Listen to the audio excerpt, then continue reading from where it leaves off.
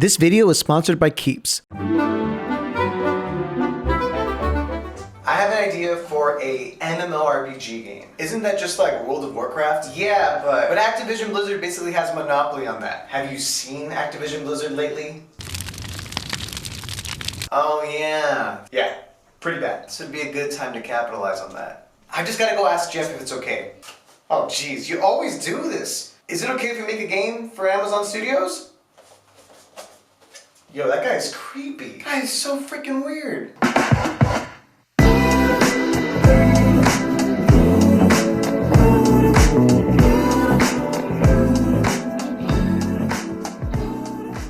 New World is the newest MMORPG developed by Amazon Games. Yeah, they do games now. Lex Luthor's plan to take over the world is all coming together. New World is essentially Amazon's competitor to World of Warcraft, with a touch of RuneScape in it. If you have never played an MMORPG before, MMORPG standing for Massively Multiplayer Online Role-Playing Game, they are essentially open-world RPGs, but instead of the people in it being only NPCs, it's super populated by real players. Like most MMORPGs, you start by selecting a server and creating your character who can be whatever you want. Red eyes? Go for it. Crazy scars? Of course. And any hair you want. Yes, you can make your hair whatever you want it to be. But unfortunately, not all people are blessed with this ability, which is why I gotta tell you about our sponsor today, Keeps. 2 out of 3 dudes will experience some form of male pattern baldness by the time they're 35. So the best way to prevent hair loss is to do something about it while there's still hair left. With Keeps, a licensed doctor will review your info online and recommend the right hair loss treatment plan for you. And then your treatment is shipped to you at your door every 3 months. These treatments typically take 4 to 6 months to start seeing results, so the sooner you start using Keeps, the more hair you'll save. If you're ready to take action and prevent hair loss, go to keeps.com/macro or click the link in the description down below to receive 50% off your first order. That's keeps.com/macro. Okay, so after you're done customizing your character with whatever hair you want, you can choose any available name. They took macro. Damn. And then you'll go right in and travel to the new world. Then your boat sinks. Everyone, including your captain, dies. Or he kind of dies? It's not really clear. And you are just sprung into the world. But it's new. After a brief tutorial on how to basically play the game, the world begins to open up to you. And there are a plethora of missions you can do, so many areas for you to explore, and a bunch of different weapons to protect you on this journey. After completing missions and fighting enemies, you'll level up and you can increase your attributes, which boosts your overall effectiveness with specific weapons. And my god, there are so many weapons, from swords to big hammers to magic staffs and gauntlets. There's spears, even guns?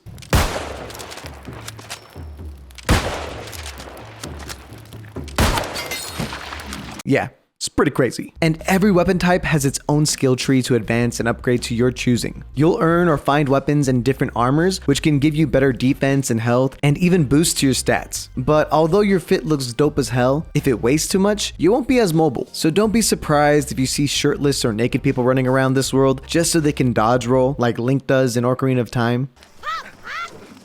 Like most MMOs, there are factions you can join that don't necessarily change the way you play, except cosmetically, but it gives you a goal and a huge alliance. Territories can be run by the different factions, and specific towns can be run by companies within these factions that can affect the tax rate and add cool amenities for your team only. Get out of here, purple. Gold team rules!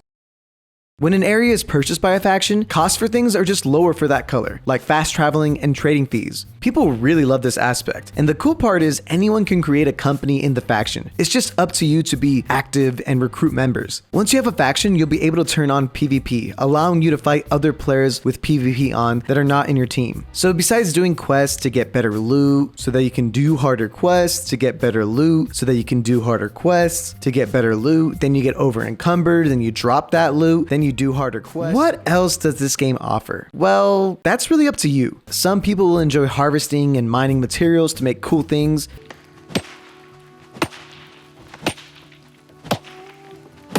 Some will just love the grind, and others will enjoy the social aspects of this game, like chatting, partying up with strangers, PvPing random people, or even dueling. Why don't you people want to duel me? But after the world has settled, there will be epic 100 people wars over territory, where your faction will fight off against another faction for this land, or your server will be empty, and this likely won't happen. Sad. There's also dungeons where you're required to go in as a team and fight big bosses, which give you amazing loot. And I would totally do it if all my friends weren't in the biggest server that has a 10-hour queue. What the? But when you are able to assemble a crew, dungeons look like a ton of fun. And since my friend King Anna is addicted to this game, she got me some footage of how a dungeon feels like. Ready, set, go. What are we doing? Wait, let's go. Baited. No. I fell. Does anyone know what the story is behind this? Watch this. How'd you do that? What? Guy right away. I'm coming up. Dude, I was trying to do my skills. Guys, if we sneak, maybe you'll never realize we've attacked him. Yeah, that's true. Okay, that's walk through. You know, this is random. Whoop. Oh, why'd they hit you? I need a break. Right. I need a break. No. Oh no. Unfortunate. So that's New World in a nutshell. I barely scratched the surface. There's so much more you can do, but I'm not here to tell you every little thing about this game. I'm here to help you decide whether or not you want to give it a try. So let's talk about the world is beautiful. Some areas just look so unique and well designed. The varied enemies look really cool and have different ways of attacking you. Like seriously, I never thought I'd fight and skin a giant alligator. Or is it a crocodile? There's so much to do besides just fight, like craft, fish, trade, and dance. I love that you can interact with people via proximity chat and DMs. Yo, if you can hear me, jump. Come on, I know you can hear me. Let's go. And even without it, real life people can just be so goofy. The voice acting isn't too bad, even if I skip most of the dialogue. Ah, look what the mangy old... It does. But for fans of the lore, there's plenty to read out there. I'm just not gonna do it, okay? This isn't school. The different types of weapons are like a part of your identity, and figuring out which one is your favorite is awesome. And the combat, while not mind-blowing, is pretty solid. You have to kind of actually think when fighting, not just spam buttons over and over again. And the music. Mwah, fantastic. The world is huge, which is fine if you weren't just walking everywhere 90% of the game. Seriously, this game is just fetch quest. Walk, walk, fetch quest. Walk, walk, fetch quest. Walk, walk, fetch quest. Walk, walk, fetch quest.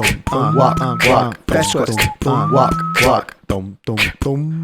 You can't fast travel unless you're in a designated spot. There's not enough fast traveling spots, and it costs Azoth, a kind of rare item that you can't really farm or harvest for. It just randomly appears. This aspect alone kills the game for me, as grinding is usually fun, but at minimum requires 1 kilometer of walking per mission, and some of these missions can be across the map. You thankfully can recall to an inn from anywhere, but only once per hour. They need to fix this ASAP and add more easy ways to traverse the lands, like, I don't know, a horse? Like, let me ride one of those buffaloes. Hell, I'll take the crocodile. Or is it an alligator?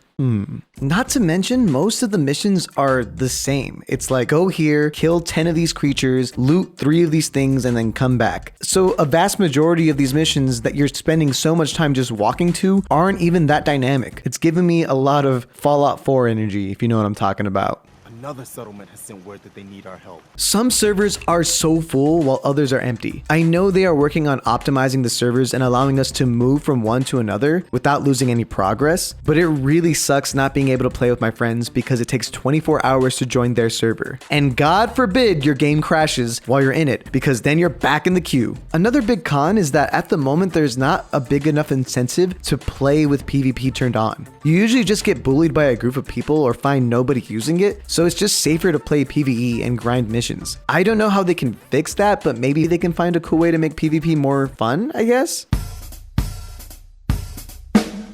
Overall, New World has been a fun time. I never got into MMORPGs before, but I see the appeal. And if that's something that you're into, you might want to give this game a try. Most of my issues could be fixed with big updates, but until they fix them, I will be giving New World a 7 out of 10.